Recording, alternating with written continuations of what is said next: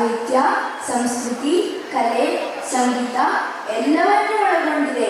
ಕನ್ನಡದ ಇಂದಿನ ಸ್ಥಿತಿಗತಿ ಏನು, ಮುಂದಿನ ದಿನಮಾನಗಳಲ್ಲಿ ಕನ್ನಡ ಹೇಗಿರಲಿದೆ ಅನ್ನುವಂತಹ ಒಂದೆರಡು ಸಂಗತಿಗಳನ್ನಷ್ಟೇ ನಾನು ಇಲ್ಲಿ ಅನೌಪಚಾರಿಕವಾಗಿ ಅಷ್ಟೇ ನಾನು ಹಂಚಿಕೊಳ್ಳಿಕ್ಕಿದ್ದೇನೆ. ಕನ್ನಡ ಬಳಸೋಣ, ಮನೆಯಲ್ಲಿ ಬಳಸೋಣ, ಸರಿಯಾಗಿ ಬಳಸೋಣ ಅನ್ನೋ ಒಂದು ಸಣ್ಣ ಕರೆಯನ್ನು ಕೊಡ್ತಾ ನಿಮ್ಮೆಲ್ಲರಿಗೂ ಮತ್ತೊಂದು ಶುಭಾಶಯಗಳನ್ನು ಹೇಳ್ತಾ ನಿಮ್ಮ ಸ್ವಾಗತಕ್ಕೆಂದೇ ಒಂದು ನೃತ್ಯ ಪ್ರದರ್ಶನವನ್ನು ಏರ್ಪಡಿಸಿದ್ದೇನೆ. ಬನ್ನಿ, ನಿಮಗೆ ಇಂದ್ರಲೋಕವನ್ನು ತೋರಿಸಿ ನೃತ್ಯ ವೇದಿಕೆಯ ಬಳಿಗೆ ಕರೆದೊಯ್ಯುತ್ತೇನೆ.